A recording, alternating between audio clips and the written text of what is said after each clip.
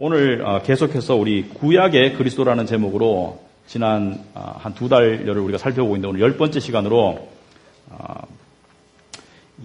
하나님 나라에 대해서 우리가 살펴보고자 합니다.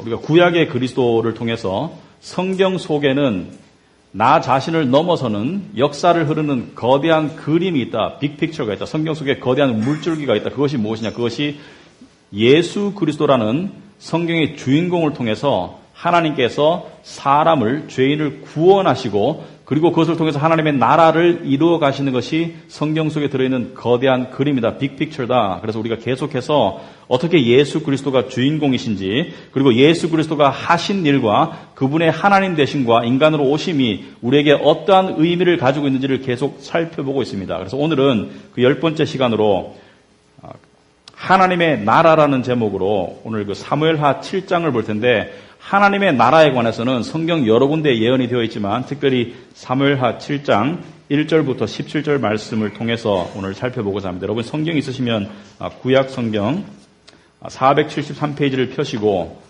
스마트폰을 사용하셔도 되고 사무엘하 7장 1절을 펴시기 바랍니다.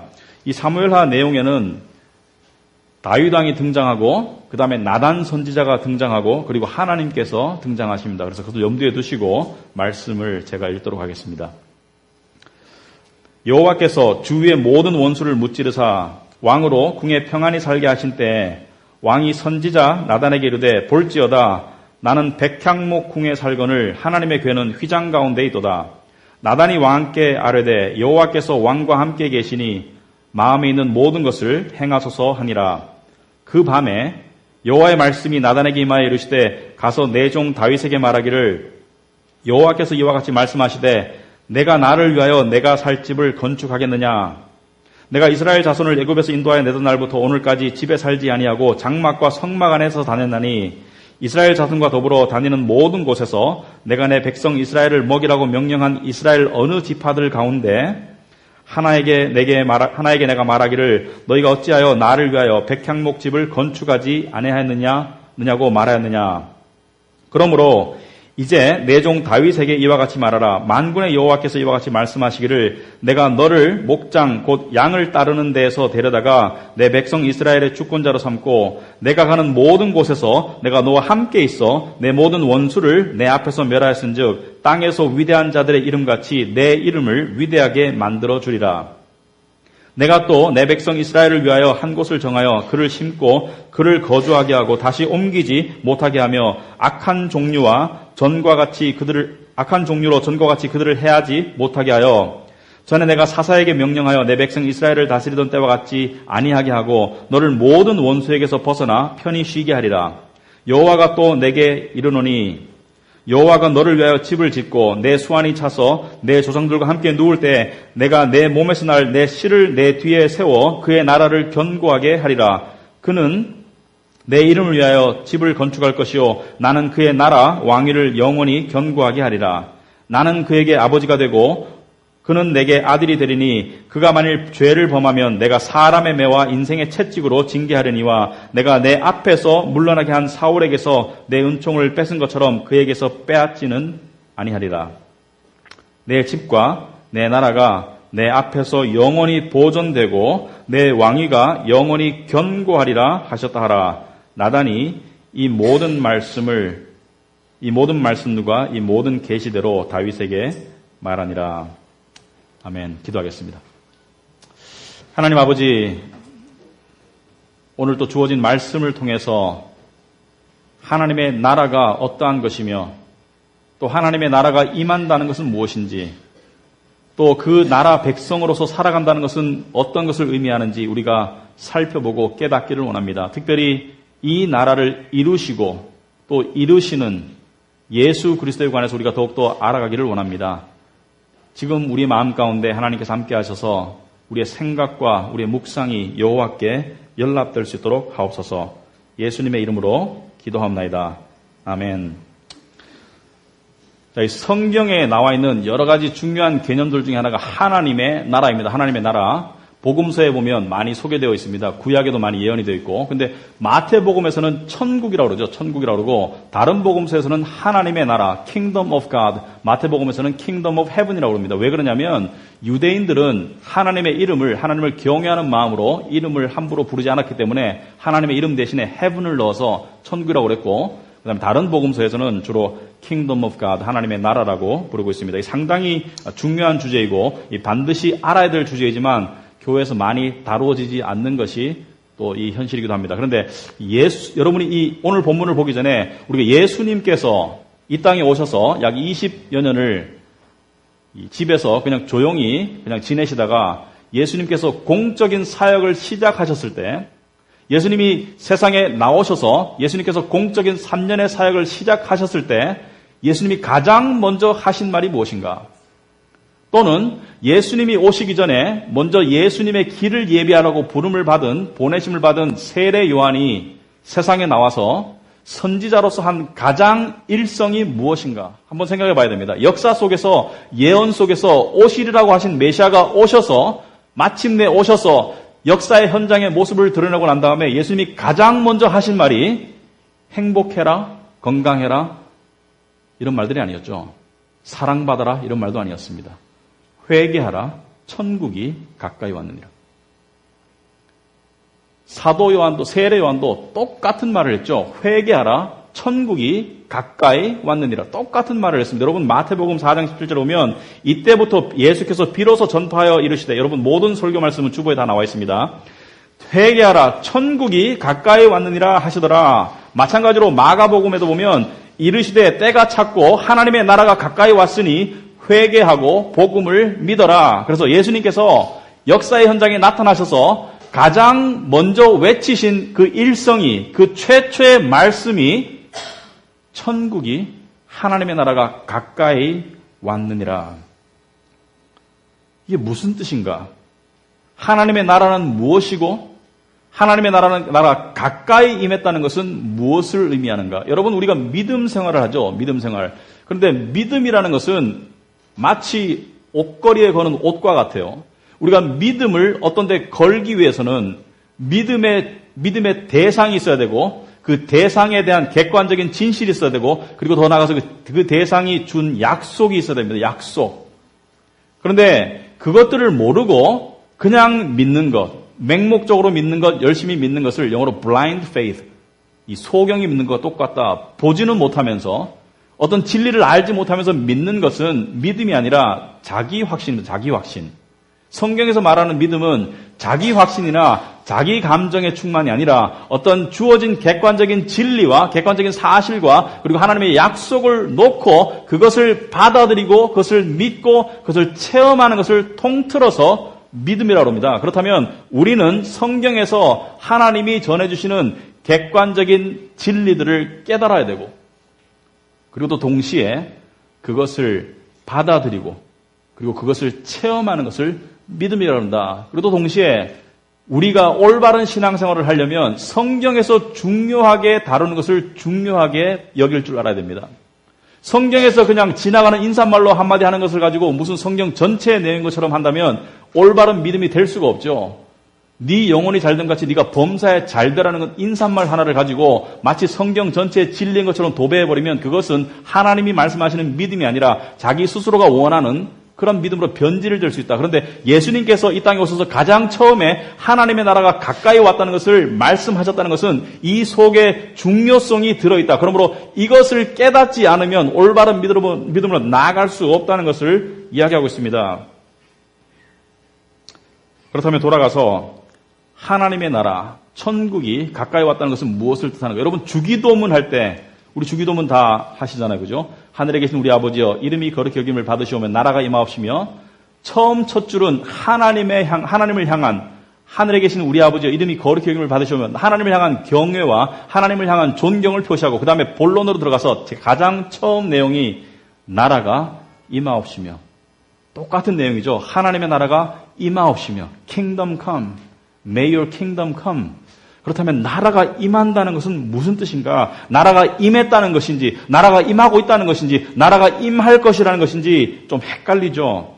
자, 이것을 알아보기 위해서 우리는 오늘 본문을 통해서 먼저 하나님의 나라에 관한 예언을 살펴보려고 합니다. 또 더 나아가서 이 하나님의 나라가 어떻게 성취되고 있으며 그리고 또 이 하나님의 나라가 우리 믿는 성도들에게 주는 의미는 무엇인지를 우리가 살펴보기를 원합니다. 먼저 오늘 본문은 이 다윗 왕이 왕이 되고 난 다음에 자기의 정적들을 숙청하고 그 다음에 주변에서 공격해오는 이 블레셋이나 다른 나라들을 제압하고 그래서 국가가 지금 탄탄한 상태죠. 국가가 지금 외침이 없고 내부적으로 부강하고 그래서 왕권이 강화되고 나라의 질서가 잡히고 소위 말해서 태평성대가 시작되었는데 이 상황을 1절에 이렇게 말하고 있습니다. 여호와께서 주위의 모든 원수를 무찌르사 왕으로 궁에 평안히 살게 하실 그때 그래서 여호와께서 모든 원수를 무찔러 주셔서 왕으로 궁에 평안히 살게 하신 이때 나단 선지자와 다윗 왕 사이에 대화가 이루어져요. 그러고 난 다음에 다윗 왕이 하나님께로부터 계시를 받습니다. 그리고 그 계시를 다윗 왕에게 전달하는 내용이 오늘 내용입니다. 그런데 옛날에 선지자라는 것들이 있어요. 선지자라는 존재들이. 선지자는 뭐냐면 하나님의 말씀을 맡은 자들이다. 다윗 왕은 왕이에요. 다윗 왕은 믿는 자예요. 다윗 왕은 하나님과 직통할 수 있는 사람이에요. 여러분 많은 시편들이 다윗 왕에게서 쓰여졌습니다. 다윗 왕은 하나님께 기도하였고 하나님께 필요를 아뢰었고 하나님과 교통할 수 있는 믿는 자이면서 왕이었고 그 나라 안에서 자기보다 더 높은 사람이 없었음에도 불구하고 왜 굳이 나단 선지자를 통해서 하나님의 지시를 받고 나단 선지자에게 상의를 하는가? 오늘날 신앙생활로 비교하면 여러분이 신앙생활을 하면서 여러분이 하나님과 얼마든지 개인적으로 교통할 수 있습니다. 여러분이 믿음을 가지고 성령을 가지고 있으면 성경 말씀 보고 얼마든지 교통할 수 있지만 여러분은 여전히 하나님의 말씀 맡은 저 같은 목회자들을 통해서 도움을 받고 가르침을 받고 있습니다. 그런데 중요한 것은 다윗 왕은 왕이었음에도 불구하고 나단 선지자에게 영적인 권위를 인정하고 순종했어요. 그런데 우리가 하나 분별할 게 있습니다. 영적인 지도자나 목회자들의 자기 생각이나 자기 욕심에 따른 가르침과 명령을 복종하는 것을 하나님이 기뻐하시는 않으세요. 하지만 영적인 지도자들, 여러분들의 영혼을 가르치고 먹이는 목회자들이 여러분에게 말씀을 근거로 여러분에게 어떤 일을 하라고 이야기할 때는 여러분이 그것을 순종하시는 것이 하나님을 순종하는 것과 같습니다. 구별하자면 인간적인 복종과 인간적인 굴종은 순종이 아니에요. 그러나 하나님의 말씀이 전해지고 하나님의 말씀에 입각한 그러한 뜻이 전해졌을 때는 여러분이 그것을 순종해야 된다. 그래서 베드로전서 5장 5절에 보면 젊은 자들아 이와 같이 장로들에게 순종하고 다 서로 겸손으로 허리를 동이라. 하나님은 교만한 자를 대적하시되 겸손한 자들에게는 은혜를 주신다. 여러분 순종과 겸손은 같이 가는 겁니다. 하나님의 말씀을 전하고 하나님의 말씀이 주어졌을 때 사람에게 순종할 수 없으면 하나님께 순종이 불가능합니다. 그래서 하나님의 진정한 말씀을 전하는 여러분의 영적인 리더와 지도자들에 대한 순종과 하나님을 향한 순종은 동일한 거예요. 동일한 거. 하지만 이것이 오용되고 남용되면 사람이 하나님을 대신하는 것으로 되면 곤란하다 이것이죠. 자, 그런데 이 다윗은 왕의 신분이었지만 여전히 나단 선지자라는 그런 하나님의 말씀 맡은 자에게 자기의 중요한 것들을 상의하였어요. 그리고 그가 하나님의 가르침을 전해줬을 때 그대로 순종해서 하나님의 은혜를 체험할 수 있었습니다. 다윗은 나단에게 아주 원대하고 기특한 계획을 발표합니다. 2절에 보니까 왕이 선지자 나단에게 이르되 볼지어다 나는 백향목 궁에 살거늘 하나님의 괴는 휘장 가운데 있도다. 무슨 말이냐면 나는 지금 이렇게 부강해져서 오늘날 말하면 대리석으로 지은 으리으리한 맨션에 사는데 하나님의 괴는 하나님의 언약 괴는 하나님의 임재를 상징하는 하나님은 천막 가운데 계시는 게 이게 옳으냐. 하나님도 하나님의 성전도 내가 이 궁궐 못지않게 지어야 되지 않겠는가라는 계획을 발표한다. 자, 지금까지 하나님의 언약궤는 천막 가운데 있었어요. 약 400여 년을.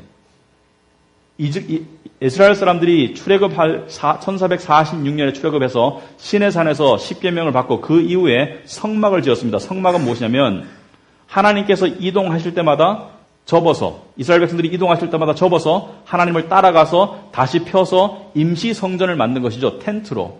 그런데 예루살렘에 들어가서 가나안 땅에 들어가서 정착하고 예루살렘의 수도를 얻고 난 뒤에도 하나님의 언약궤는 여전히 텐트 안에 있었다. 아주 커다란 텐트이죠. 성전 크기 같은.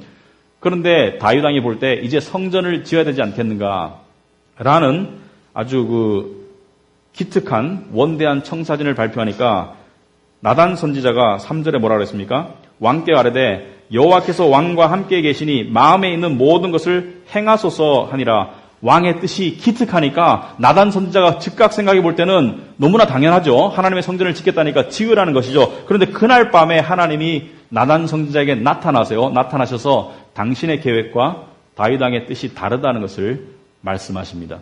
다윗 왕이 성전을 짓는 것을 원하지 않는다는 것을 말씀하세요. 물론 다윗 왕이 성전을 짓겠다는 마음은 기특하게 받아들이셨지만 다윗 왕에게 성전을 짓도록 하는 것이 하나님의 뜻이 아님을 분명히 밝혔습니다. 왜 그러냐면 역대상 22장에 나중에 보시면 다윗 왕은 전쟁을 통해서 피를 너무 많이 흘렸어요. 그래서 하나님께서는 다윗 왕을 통해서 성전을 짓도록 하지 않으셨어요. 하나님께서는 다윗 왕의 아들 솔로몬을 통해서 성전을 지을 계획을 가지고 계셨어요. 그래서 그 계획을 전해들은 다윗 왕은 자신은 지을 수는 없지만 그 성전 이 건축에 동참하기 위해서 많은 이 금과 은과 그리고 이 건축 자재들, 이 목재들, 돌들을 많이 장만해서 솔로몬에게 유산으로 물려주면서 유언을 합니다. 아들아, 나는 지을 수 없지만 네가 지을 때 이 자본과 이 건축 자재들과 여기에 보태가지고 하나님의 성전을 잘 짓거라라고 유언을 하고 가죠.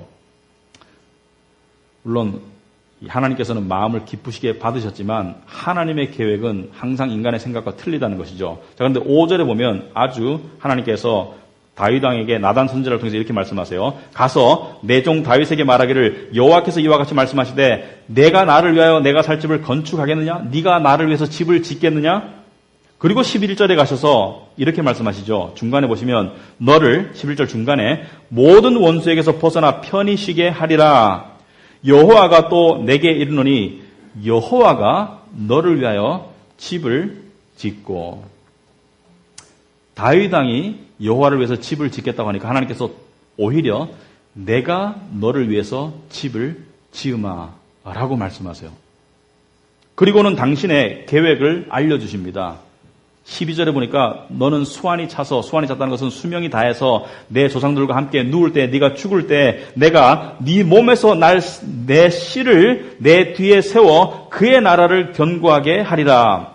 그는 내 이름을 위하여 집을 건축할 것이요 나는 그의 나라 왕위를 영원히 견고하게 하리라. 자, 여기서 내 씨, 다윗 왕의 씨, 이 그는 누구인가? 여러분, 우리가 이 구약의 그리스도를 통해서 우리는 성경을 보는 시각이 좀 달라졌으리라고 생각합니다. 아브라함에게 언약을 주신 하나님께서 창세기 15장에 12장에도 내 씨라고 말했을 때 내 씨를 통해서 네 자손이 무별과 같이 많아지리라. 자, 즉각적으로 육신적으로는 이삭을 말하죠. 바로 자기 아들 이삭을 통해서 이스라엘 나라를 크게 하시고 그리고 거대한 나라를 이룰 것이다. 그러나 궁극적으로는 네 씨를 통해서 천하 만민이 복을 받으리라. 그때 말하는 네 씨는 마태복음 1장 1절에 나와 있는 아브라함의 아들 다윗의 아들 예수 그리스도를 가리키는 것이죠. 그러므로 구약에 나와 있는 여러 가지 사건들은 신약의 진짜 영적인 실체에 대한 모형이다. 여러분 많이 들으셨죠? 모형이고 그림자이다. 그러므로 내 씨라는 것은 여기 하나님께서 다윗에게 말씀하시는 내 씨는 즉각적으로는 육신적으로는 솔로몬 왕이고 궁극적으로 그리고 영적으로는 바로 예수 그리스도를 의미한다. 그래서 그런 이 두 가지가 동시에 이루어진 것을 우리가 이중 예언이라고 합니다. 이중 예언.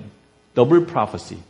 이중 예언이다. 한 내용 속에 즉각적인 육신적인 내용도 들어있고 궁극적인 영적인 의미도 들어있는 것을 이중 예언이라고 한다. 그래서 이 안에 이중 예언이 들어있습니다. 무슨 뜻이냐면 네 아들이 내 집을 건축할 것이다. 즉각적으로는 누가 건축했습니까? 솔로몬 왕이 거대한 예루살렘 성전을 지었어요. 그런데 궁극적인 아들이신 예수께서 오셔서 제자들을 향해서 아주 놀라운 말씀을 하시죠. 이 성전을 허물어라. 내가 사흘 만에 다시 지으리라.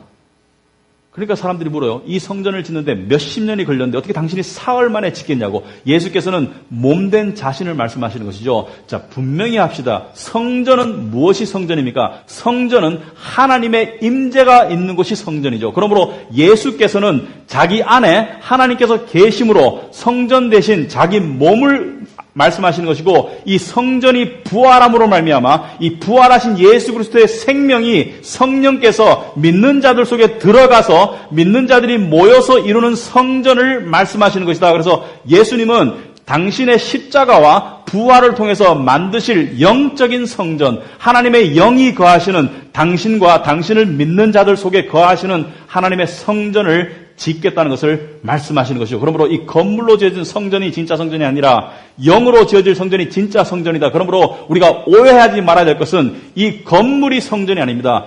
우리가 성전인 것이지. 우리 믿는 자들이. 그러므로 우리는 성전의 건물에 지나치게 화려하게 신경 쓰면 곤란해요. 여러분, 건물이 너무 화려하니까 사람들이 부담 느끼고 가서 저도 화려한 건물에 가니까 자꾸 화려함을 바라보게 되더라고요. 아, 이 시설이 끝내주네.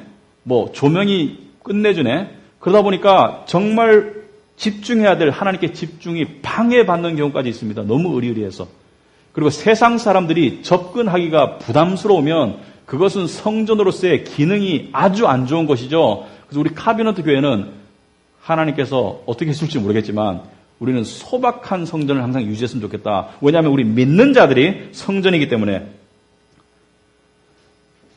자, 그런데 오늘 본문에 보면 하나님께서 다윗에게 아주 중요한 약속의 언약을 하십니다. 12절의 중간에 보시면 네 몸에서 내 씨를 그 뒤에 세워 그의 나라를 견고하게 하리라. 즉각적으로는 솔로몬의 나라를 견고하게 하셨어요. 그러나 궁극적인 의미를 생각해 봐야 된다. 그 다음에 13절에 그는 내 이름을 위하여 집을 건축할 것이요 나는 그의 나라 왕위를 영원히 견고하게 하리라. 솔로몬의 나라를 견고하게는 하셨지만 솔로몬도 잘못을 했고 죄를 지었고 하나님께 혼났고 그리고 이스라엘 나라는 나중에 둘로 쪼개지죠. 솔로몬이 죽고 난 다음에. 그래서 그 나라는 영원하지 않았어요. 그 왕위는 영원하지 못했습니다. 그렇다면 여기서 말하는 그의 나라를 영원하게 하리라 라고 말할 때 그 나라는 솔로몬의 나라가 아니라는 것을 우리가 알 수 있어야 됩니다. 누구의 나라입니까? 바로 예수 그리스도의 나라이다. 궁극적으로. 그 다음에 14절에 나는 그에게 아버지가 되고, 자 보세요. 다윗 왕이 솔로몬의 아버지이고 그 다음에 궁극적으로 예수 그리스도의 조상이듯이 하나님께서는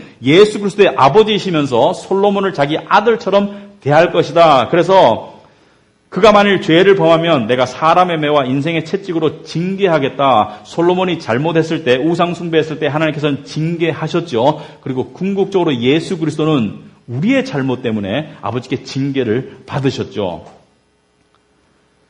솔로몬의 나라는 영원하지 않았고, 그렇다면 여기서 말하는 영원한 나라는 바로 예수 그리스도의 나라를 의미합니다. 여러분 16절에도 똑같은 내용이 반복되고 있습니다. 여러분 16절에 보시면 뭐라고 나와 있습니까? 내 집과 내 나라가 내 앞에서 영원히 보존되고 내 왕위가 영원히 견고하리라. 네 왕위가, 네 자손의 왕위가 영원히 끊임이 없이 견고하리라. 여기서 하나님께서는 왕위와 그 다음에 그 나라가 영원하실 것임을 이야기하고 계신다. 그 왕이 이 땅에 오신 것이 바로 예수 그리스도입니다. 2000년 전에. 그래서 이 왕이 오셔서 세상을 향해서 회개해라. 하나님의 나라가 가까이 왔다. 여러분 여기서 하나님의 나라가 가까이 왔다는 것은 무슨 뜻입니까?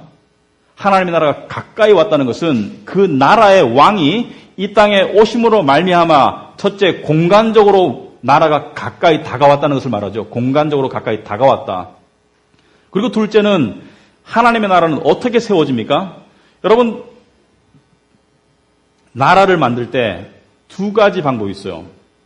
자기가 백성을 만들어내든지 낳든지 아니면은 남의 백성을 자기 백성으로 만들든지 두 가지 방법이 있습니다. 그런데 예수님께서는 하늘나라의 사람들을 데려온 것이 아니라 이 땅에 오셔서 이 세상에 속한 사람들을 구원하셔서 당신의 나라를 만드셨다. 이 나라를 만드시기 위해서 치른 전쟁이 바로 십자가에서 예수님이 죽음과 사망을 향해서 치른 전쟁입니다.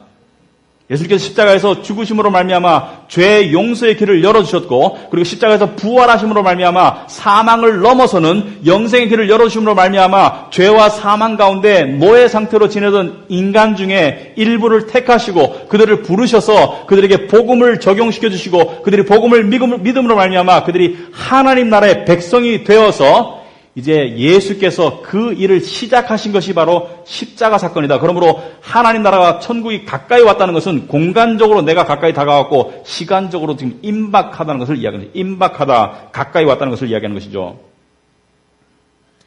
그래서 바로 영원성, 이 영원성이 하나님 나라의 특징입니다. 영원성, 영원하리라, 영원하리라. 이 세상 모든 나라는 영원하지 않아요. 이 세상 어느 왕도 영원하지 않아요. 이 세상 어느 백성도 영원하지 않아요. 어떤 나라가 형성이 되려면 세 가지가 있어야 됩니다. 왕이 있어야 되고, 백성이 있어야 되고, 영토가 있어야 돼요. 왕이 있어야 되고, 백성이 있어야 되고, 영토가 있어야 돼요. 이 하나님 나라는 왕이 영원한 왕이죠. 하나님의 아들, 불멸의 왕, 영원한 하나님의 아들 예수 그리스도가 왕이시고, 백성은 이분을 통해서 영생을 얻은 하나님의 자녀로 거듭난, 영적으로 거듭난 자들이 이 나라의 백성이고, 그렇다면 영토는 어디 있는가? 영토는 지금 이 나라는 보이지가 않아요. 영토가 안 보이기 때문에. 그 영토는 이 왕이 다시 오실 때, 계시록 21장 1절에 보시면, 또 내가 새 하늘과 새 땅을 보니 처음 하늘과 처음 땅이 없어졌고 바다도 다시 있지 않더라. 또 내가 보매 거룩한 성 새 예루살렘이 하나님께로부터 하늘에서 내려온다. 여기 새 하늘과 새 땅. 그래서 지금은 눈에 보이지 않는 영적인 하나님의 나라가 예수님의 재림 때 눈에 보이는 가시적인 현실이 된다. 이것이 하나님 나라의 완성이다. 왜냐하면 그 안에서 4절에 보니까 계시록 읽고 있습니다. 계속해서 21장 모든 눈물을 그 눈에서 닦아주시니 다시는 사망이 없고 애통하는 것이나 곡하는 것이나 아픈 것이 다시 있지 아니하리니 처음 것들이 다 지나갔습니다.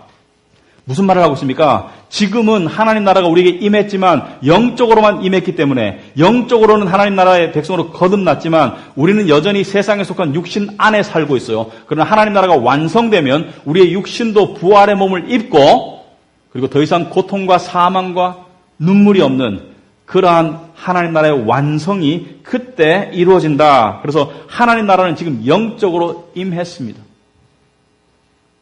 예수님께서, 바리새인들이 예수님께 물었어요. 누가복음 17장 20절에 보니까 하나님 나라가 어디 있습니까? 어느 때에 임하나이까? 21절에 예수님께서 답하시기를 여기 있다 저기 있다고도 못하리니 하나님의 나라는 너희 안에 있느니라.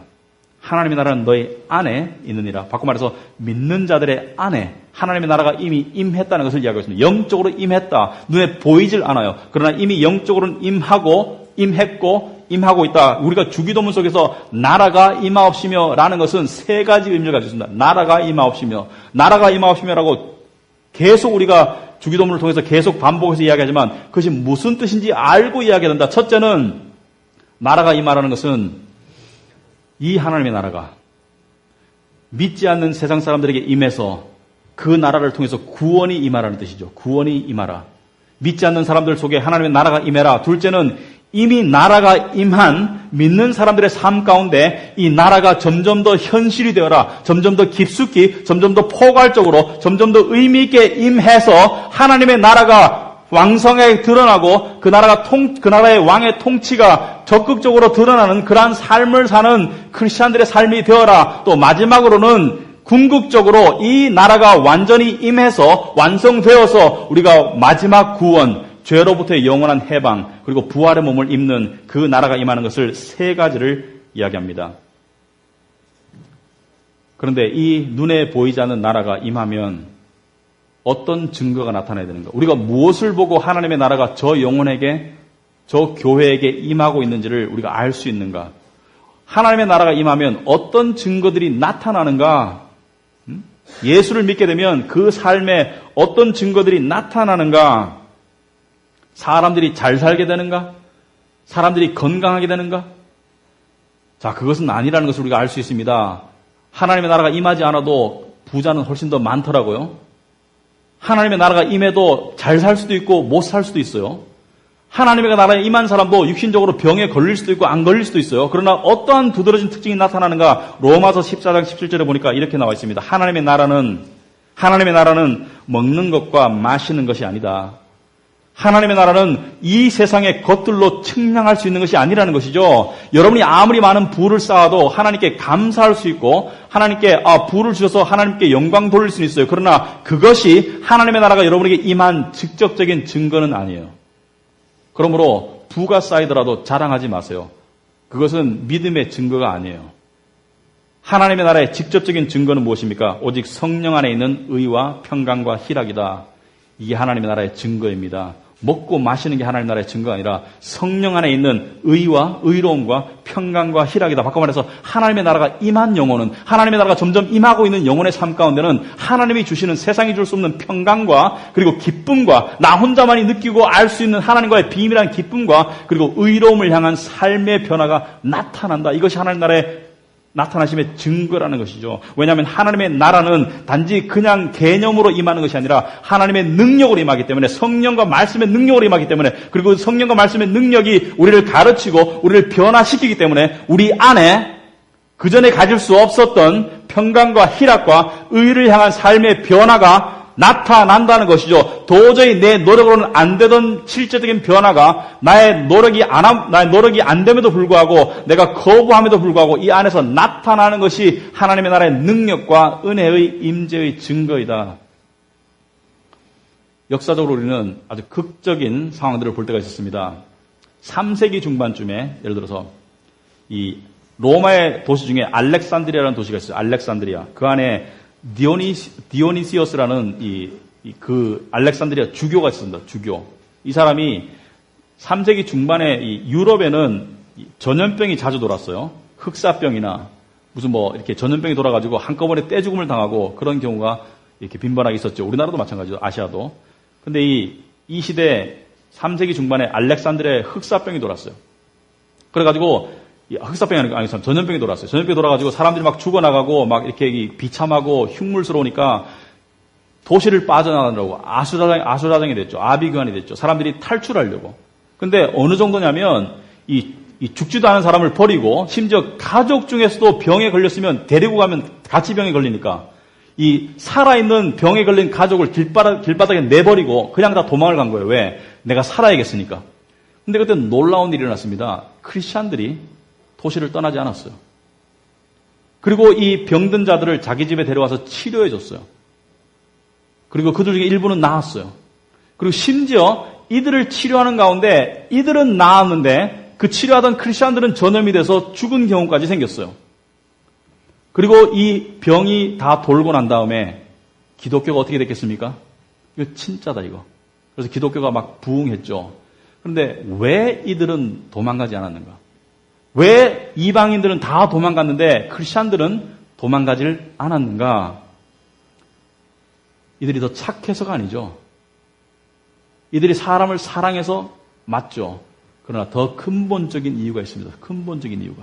이들은 하나님 나라를 믿었어요. 여러분, 하나님 나라를 믿는 사람과 세상 사람들의 커다란 차이가 있는데 그 중에 하나가 이것입니다. 세상 사람들에게는 이 생명이, 이 목숨이 가진 것 전부예요. 이 몸뚱아리가. 그러므로 이 몸뚱아리가 죽으면 끝이기 때문에 빨리 도망가야 돼요. 가족을 버리고서라도 도망가서 이 몸뚱이를 지켜야 돼. 그러나 크리스찬에게, 하나님의 나라를 믿는 자들에게는 이 몸뚱이는 소모품이다. 소모품. 이 몸뚱이는 시간이 지날수록 낡아지고 고장나고 나중에 벗어날 수 있는 소모품이다. 그리고 벗어날 때 진정으로 나에게 하나님의 나라의 몸뚱아리, 부활의 몸, 영원히 썩지 않는 몸이 주어지기 때문에 이 몸뚱이를 향한 지나친 애정과 집착이 덜한 것이죠. 아시겠습니까? 이들이 이렇게 극적인 행동을 할 수 있었던 이유는 이들의 사고방식 속에 하나님의 나라에 대한 믿음이 있었기 때문에 이들은 이런 놀라운 행동을 할 수가 있었던 것이죠. 여러분, 하나님의 나라를 믿는 사람들은 세상을 향하는 시각이 완전히 틀리죠. 하나님의 나라가 영적으로만 지금 임했다는 사실은 육적으로 임할 날이 있다는 것이죠. 예수님의 초림을 통해서 영적으로 임했다면 예수님의 재림을 통해서 하나님의 나라가 육적으로 임할 것이다. 그래서 우리 모두가 다 변화될 것이다. 여러분이 저보고 목사님, 이런 말 하는 사람이 있어요. 젊었을 때 잘생기셨더라고요. 그 말 속에는 지금은 별 볼 일 없다고 지금 나를 깔보는 것이죠. 그러나 기죽지 않습니다. 왜? 저에게는 그때와 비교할 수 없는 너무나 영광스러운 몸이 기다리고 있기 때문에. 여러분도 마찬가지예요.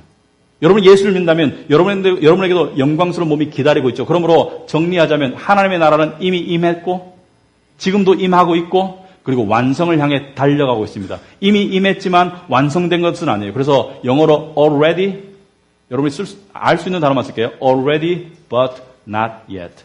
기억하시기 바랍니다. already but not yet.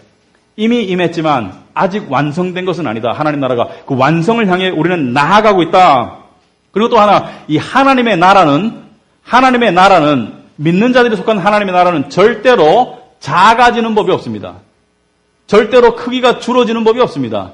마태복음 13장 31절에 예수님께서 비유를 들어서 하나님 나라 천국을 말씀하실 때 이렇게 말했어요. 천국은 마치 사람이 자기 밭에 갖다 심은 겨자씨 하늘 같으니 이는 모든 씨보다 작은 것이로되 자란 후에는 풀보다 커서 나무가 되매 공중의 새들이 와서 그 가지에 깃들이니라. 하나님 나라는 겨자씨같이 작은 출발이지만 예루살렘에서 예수님과 몇 명의 추종자들을 통해서 시작되었지만 여러분 보세요. 지금 하나님 나라가 세계 속으로 번져나가고 있고 번져나갔죠. 여러분 우리는 때때로 현실을 바라보면서 교회가 왜 이 모양 이 꼴이야? 왜 이렇게 타락하고 세소가 됐어? 하나님 나라가 찌그러드는 듯한, 하나님 나라가 적어지는 듯한, 하나님 나라가 약해지는 듯한 착각을 가지게 되지만 착각하시기 마시기 바랍니다. 하나님 나라는 절대로 약해지는 법이 없습니다. 하나님 나라는 절대로 작아지는 법이 없어요. 왜? 하나님 나라는 그 안에 있는 백성들이 영원하기 때문에 오늘 한 영혼이 다시 믿으면 하나님 나라는 그만큼 커진 것입니다. 오늘 아프리카에서 10사람이 예수를 영접하면 하나님 나라는 그만큼 커지는 것입니다. 하나님 나라에 한 번 들어간 존재들은 사라지지 않기 때문에 하나님 나라는 영생을 통해서 그 나라의 백성이 되는 사람들의 숫자만큼 커지고 있다.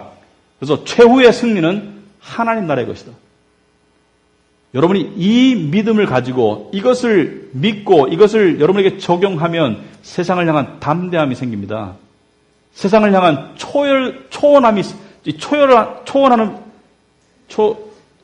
초연한 마음이 생깁니다. 여러분, 현재 교회 상황이 아무리 답답하더라도 하나님 나라는 적어지고 있지 않아요. 아멘. 하나님 나라는 계속 커가고 있습니다. 우리가 한 명 전도할 때마다 하나님 나라는 계속 커가고 있어요. 그리고 마지막에 모든 나라는 다 망해요. 오직 하나님 나라만, His kingdom, 하나님 나라만 will stand forever, 영원히 설 것입니다. 마지막으로 하나님 나라에 속한 백성들에게는 어떠한 특권이 있는가? 첫째는 하나님 나라의 백성들에게는 영원한 소속감이 있다. 소속감.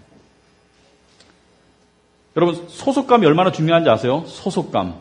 내가 어떤 직장에 소속하고 어떤 나라에 소속하고 어느 지역에 소속하고 여러분 사람은 소속감을 통해서 안전감과 그리고 자기에 대한 자신감을 얻으려고 그러죠. 내가 누구 소속이다. 여러분 축구 선수는 어느 구단에 소속했는지 직장인은 어느 직장에 다니는지 여러분 소속감은 중요합니다. 그런데 하나님 나라의 백성들은 예수님께서 이렇게 말씀하셨어요. 요한복음 14장 1절에 너희는 마음에 근심하지 말라. 하나님을 믿으니 또 나를 믿으라. 너희는 마음에 근심하지 말아라. 이 땅에서 근심하지 말아라. 하나님을 믿으니 또 나를 믿어라. 그리고 난 다음에 구체적인 믿음의 조건을 우리가 알 수 있는 언어로 쉬운 언어로 설명하세요. 2절에 보니까 내 아버지 집에 거할 곳이 많도다. 그렇지 않으면 너희에게 일렀으리라. 내가 너희를 위하여 거처를 예비하러 가노니 가서 너희를 위하여 거처를 예비하면 내가 다시 와서 너희를 내게로 영접하여 나 있는 곳에 너희도 있게 하리라. 여러분 이것은 이해 안 됩니까? 이해되죠? 가셔서 거처를 예비하고 우리가 알 수 있는 언어죠. 예비하고 나면 와서 우리를 데려가겠다는 거예요. 왜냐하면 우리의 고향은 하나님 나라이기 때문에 하나님 나라의 거처를 예비하고 나면 이 땅에 오셔서 우리를 데려가겠다는 거예요. 왜? 우리를 이 땅에 이 고통스러운 땅에 이 과와 같이 버려두지 아니하시고 우리를 데려가시겠다. 마치 신랑이 자기 약혼녀에게 남자가 내가 가서 성공해서 돈 벌어서 집장만 해가지고 너를 데리러 올게. 똑같은 약속이죠. 차이점이 있다면 두 번째 약속은 안 지켜질 수 있어요. 신발 거꾸로 신을 수도 있어요. 그러나 첫 번째 약속은 반드시 지켜집니다. 왜냐하면 그분은 신실하시기 때문에. 우리의 소속은 어디입니까? 여러분, 여러분이 소속한 곳이 아무리 세상에서 좋은 곳이라도 너무 자부하지 마세요. 여러분, 다 지나가는 거예요. 우리의 소속은 영원한 하나님의 나라죠. 그것이 두 번째로 우리에게 미래에 대한 안전을 확실히 보장하는 것이죠. 미래에 대한 확실한 안전 보장. 여러분, 우리는 미래를 걱정하죠. 뭘 먹을까? 뭘 입을까? 나의 노후는 어떻게 될까? 미래를 걱정해요. 내가 암에 걸리면 어떡할까? 하여튼 갖가지 걱정을 해요. 졸업이 두려워서 요즘 휴학을 많이 한다고 그러더라고요. 졸업하면 취직의 문턱이 두려워가지고. 여러분, 그러나 하나님 나라를 믿으면 미래가 확실히 보장되어 있어요. 갈 곳이 정해져 있어요. 그리고 세 번째로 하나님은 미래의 하나님만이 아닙니다. 현재의 하나님이시죠. 현재 하나님. 하나님의 나라, 하나님은 우리 자녀들을, 하나님의 백성들을 지금 이 땅 가운데서도 보살피시겠다는 것이죠. 우리의 필요를 공급하시겠다는 것이죠. 하나님께서 가장 싫어하시고 가장 원하지 않는 것이 무엇입니까? 걱정하는 것. 걱정하지 말라는 것이죠. 근데 그냥 무조건 걱정하지 마. 우리 다른 사람이 나 내일 중요한 시험이 있어. 그럴 때 걱정하지 마라고 말할 때는 그냥 위로한다고 하는 말이지, 걱정 안 시킬 근거는 없죠. 걱정해도 돼. 왜냐하면 걱정할 만하니까. 근데 하나님께서 말씀하시는 것은 내가 책임지니까 걱정하지 마라. 내가 책임지니까 걱정하지 마라.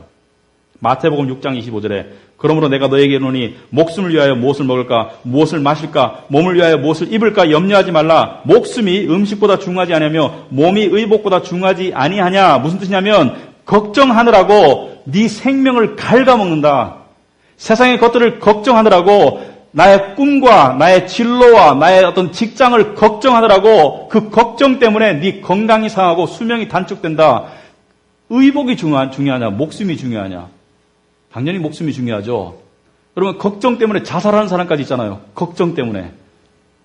걱정하고 싶으면 하세요. 전 안 하려고 노력하랍니다. 왜냐하면 하나님이 책임지신다고 했기 때문에. 하나님께서 뭐라고 그랬습니까?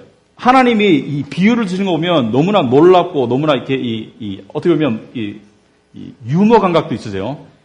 마태복음 6장 26절에 보면 공중의 새를 보라는 것이에요. 심지도 않고 거두지도 않는데 여러분, 새가 지나가다가 배고파서 추락해서 머리 박고 죽은 새 본 적 있어요? 새가 창고도 없는데, 새는 모을 수가 없잖아요.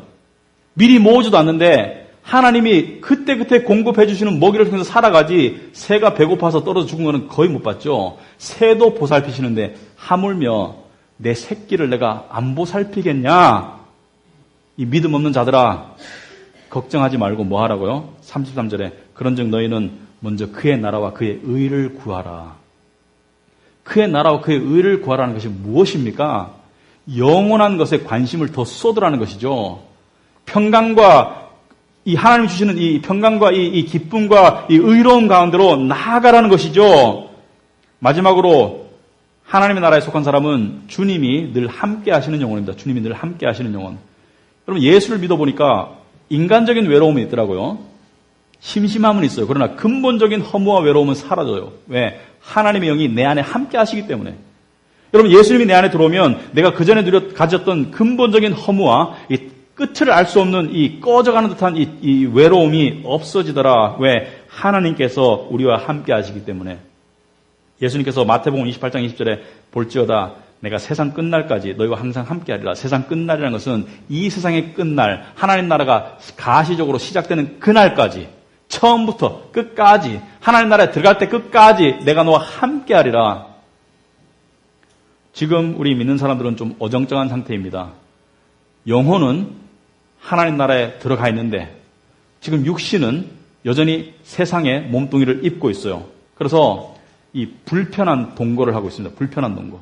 하나님 나라의 소속인 영혼이 세상의 이 본성과 이 육신 가운데 지금 쌓여 있는 상태죠. 이 불편한 동거를 하고 있죠. 그런데 감사한 것은 영혼은 점점 새로워지지만 이 몸은 점점 늙어가고 있어서 감사하죠. 언젠가 우리는 이 몸을 벗어날 거예요.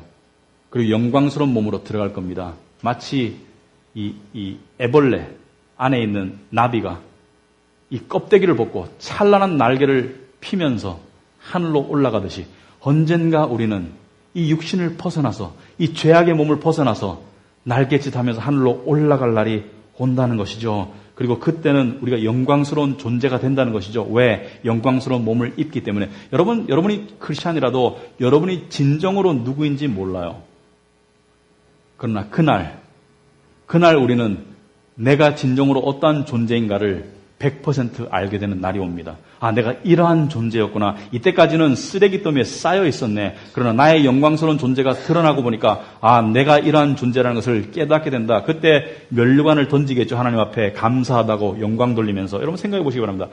성경적인 상상은 믿음에 상당히 도움이 되죠. 세월호 사건을 겪으면서 최근에 국무총리 이렇게 낙마하고 이런 걸 보면서 우리는 무엇을 느낍니까?